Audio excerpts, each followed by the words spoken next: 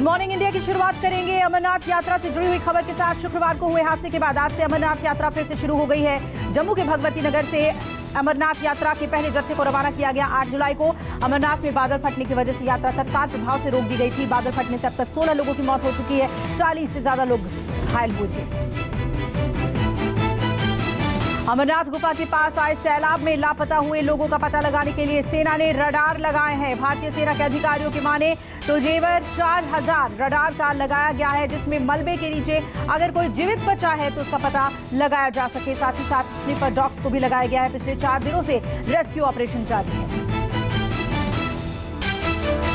महाराष्ट्र में सियासी उठापटक के बीच गोवा में भी राजनीतिक हलचल तेज।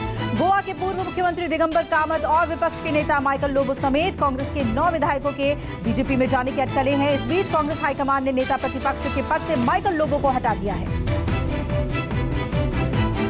महाराष्ट्र में सियासी बवंडर के बाद अब गोवा में भी राजनीतिक ज्वार बढ़ गया। गोवा कांग्रेस के कुल 11 विधायकों में से 10 बीजेपी के संपर्क में हैं। 1-2 दिन में कांग्रेस विधायक बीजेपी ज्वाइन कर सकते हैं। बीजेपी 10 विधायकों में से करीब 3/4 को गोवा में मंत्री पद दे सकती है। वहीं कांग्रेस पार्टी का दावा है कि विधायकों को 40 करोड़ का ऑफर दिया गया है।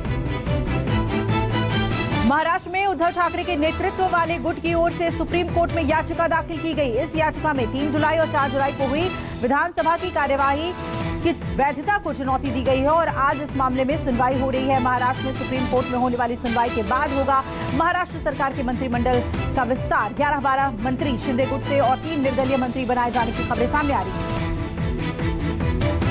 एकनाथ शिंदे की महाराष्ट्र के सीएम पद पर नियुक्ति के खिलाफ नई याचिका पर आज सुप्रीम कोर्ट में सुनवाई होगी।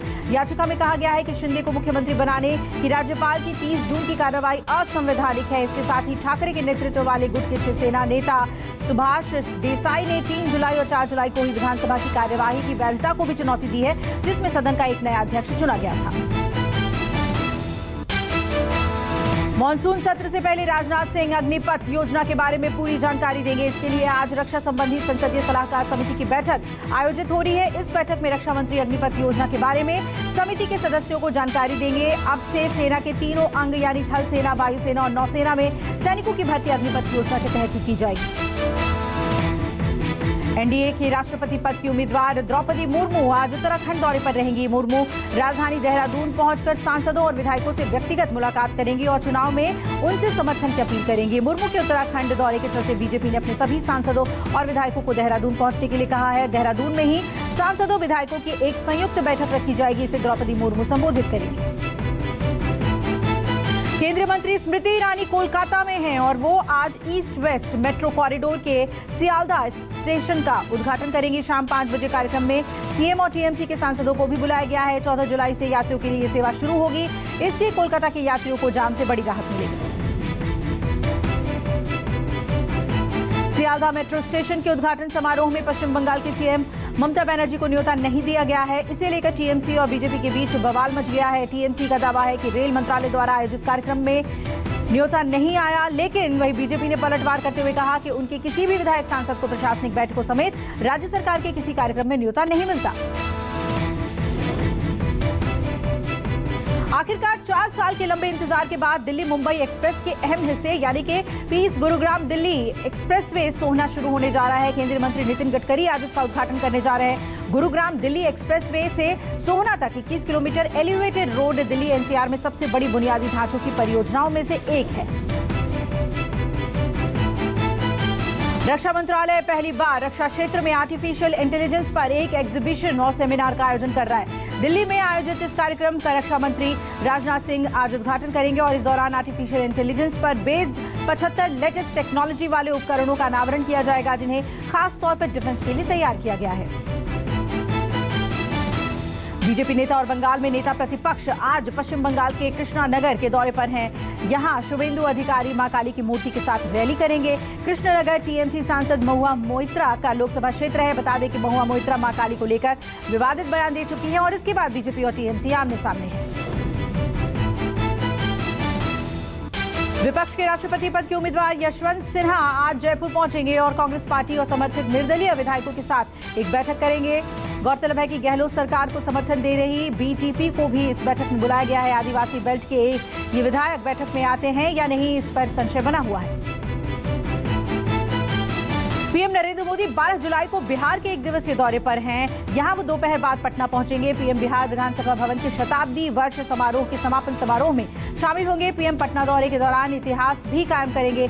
अभी तक कोई भी प्रधानमंत्री बिहार विधानसभा में नहीं आया है। पीएम कार्यक्रम में शताब्दी स्मृति स्तंभ का लोकार्पण करेंगे।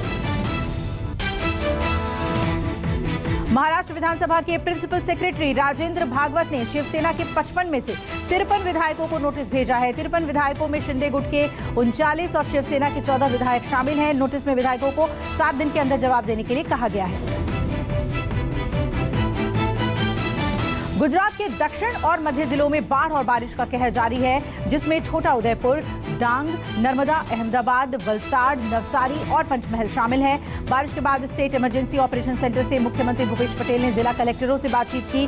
उन्होंने लोगों को तुरंत सुरक्षित स्थानों पर पहुंचाने के निर्देश दिए और बारिश की वजह से सड़कें जलमग्न हैं।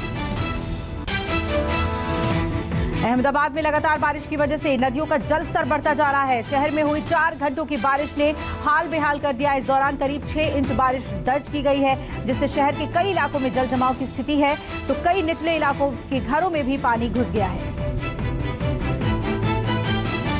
गुजरात में छोटा उदयपुर जिले में मूसलाधार बारिश हो रही है। जिले के बॉडली में 17 इंच से भी ज्यादा बारिश दर्ज की गई है, जिससे बॉडली के कई इलाके पानी में डूब गए हैं, जिससे यहां कई लोग घरों में फंसने को मजबूर हैं। एनडीआरएफ की टीम के आने से पहले ही स्थानीय पुलिस ने रेस्क्यू ऑपरेशन शुरू कर दिया था।